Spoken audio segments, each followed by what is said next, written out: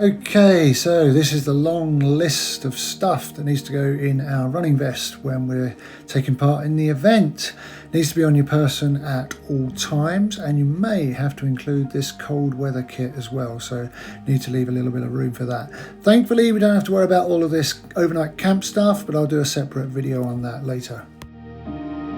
So this is a snapshot of everything that's in the bag, and now I'll itemise everything independently, and where I can remember how much it cost, I'll pop the price up as well.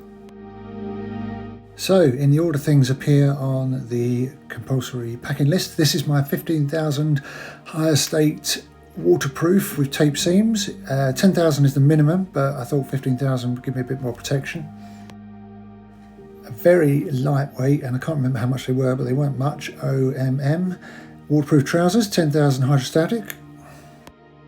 Next, probably the heaviest piece of kit we have to all carry is our 300 grams minimum synthetic long sleeved base layer, and that all wraps up in that little green bag. Next, we all need to carry a long sleeve base layer with no minimum weight requirement. This is a slightly insulated one I got from HireState, but it's so lightweight and super warm and whips all the sweat away from your body. So it's a little bit of a gem, really. And if I'm not wearing it on day one, it'll fold up into this tiny little red bag and stash away in the vest. Hat and 2 pairs of gloves. Again, my Innovate lightweight hat was a steal at £9.99, and the gloves, one came in an advent calendar, believe it or not, and they're really lightweight little gloves, and the other pair are more substantial, £4.99, Caramore pair I think. Now the running vest. I absolutely love this running vest, and I'm so glad I discovered it early on in the training journey, because it meant I could wear it on all the recce runs, check that it doesn't sway about, rub, cause me problems, whatever. 20 litres, masses of capacity, very lightweight on your back, loads of straps, loads of pockets where you'd want them. That's my ANIG 59.99 semi-waterproof running vest. Next we got the silver head torch that I've had for donkeys. It doesn't last too long on the batteries, but as you'll see later on in this video, I'm going to carry a spare torch as well and just use the head torch for times when I need to be hands-free. Next we have half a day's worth of hill food, and boy oh boy, it is shocking how much all that comes to in weight. That's probably the hardest thing to pack for the whole week's duration. Next we turn to hydration. I've got a 3 litre bladder and 2 500ml flasks that will go at the front, plus a bee-free filter flask, which I'll be carrying some water purification tablets as well. So if I find streams and rivers or tarns, I am definitely going to be supplementing my water requirements along the route with that. Next, mandatory means of payment, but of course I've got my phone with Apple Pay as well.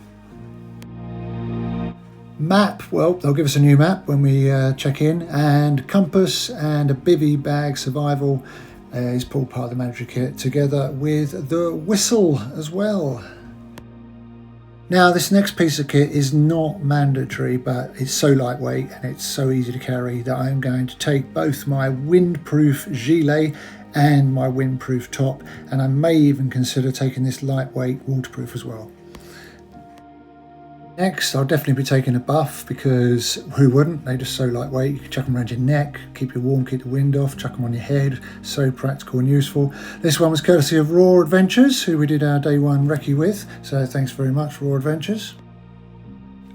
Okay, next bits of kit, which of course is not mandatory, but I wouldn't get through to the event without them. Now, in an earlier video, you see I snapped a pole, so I've had to buy some new poles, and I've now got a spare, which is probably going to work out well, because I guarantee there's a high opportunity of actually snapping a pole during the event as well, and having a spare is awesome. Next up, even though I do have a 20 litre capacious running vest, I will be taking this front facing waist bag, because I like to have things like the map, my paracetamol, my poles stored really neatly under the bungees underneath it, and things like my salt tablets really to hand. And I've run all of my recce's and all of my races with it, and yeah, absolute go-to piece of kit. Cramp Stop is something that I will again have in that waist bag because it's a spray that you just spray on your tongue, and I don't know if it's psychological, but it definitely works. If I ever get hints of cramp, I give a couple of sprays of that and it's gone. So absolutely priceless piece of kit. Don't think you can get it in the UK. It was something that Isabel brought back from New Zealand for me. When we're going to be facing all of that glaring Welsh sunshine, glasses will come in handy. And this is a torch I'm going to carry in my drop bag initially, and then I'll punch it into the side pouch of my shorts. And it's really because some of the last descents are really quite hairy from our recce's, and I'd rather have a super bright lighting up the whole of the world torch than just rely on my head torch.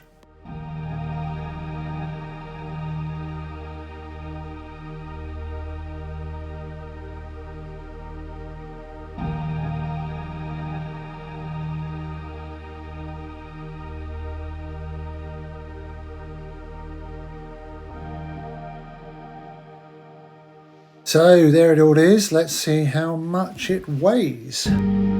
So all this means on my back, I will be carrying 3.3 kgs plus 4 kgs of water and possibly another 350 grams or so of cold weather kit. So the most we're going to top out at is 3.6, 4, 5, 6, 7.5 kgs on the back, and half a kg around the waist, plus jelly babies and that torch. So I suppose we're talking about another kg near enough. So 8.5 kgs of extra stuff that you have to carry on your person. Madness.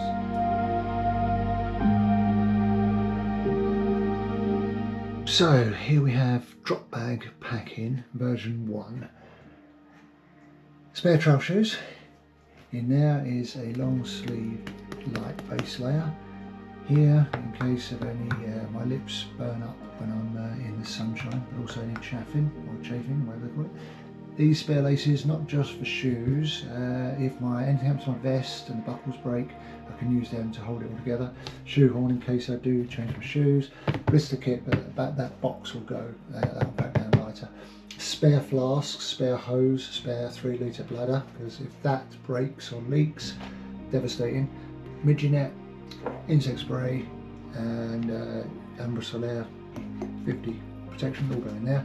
Spare batteries for my head torch. Second half food, bit of tape, electrolyte tablets in case I want to chuck some in the bladder. Toilet roll, we know what that's for. And the torch will go in there as well, the 250 gram torch, because I won't want to carry that on the first half when it's guaranteed daylight. I'll just chuck it in for the second half. Anyway, that's version 1, that may change. Oh man, this packing lark is stressful.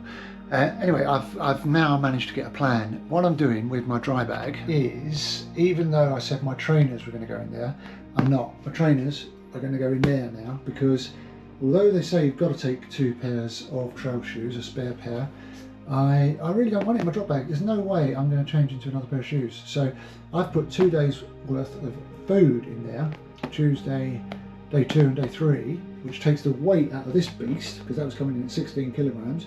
Now that comes in at 13.9 kilograms, because I can actually probably put some more of my kit back in that I just took out. And this is still way under 10, way under 10. So I think I'm going there.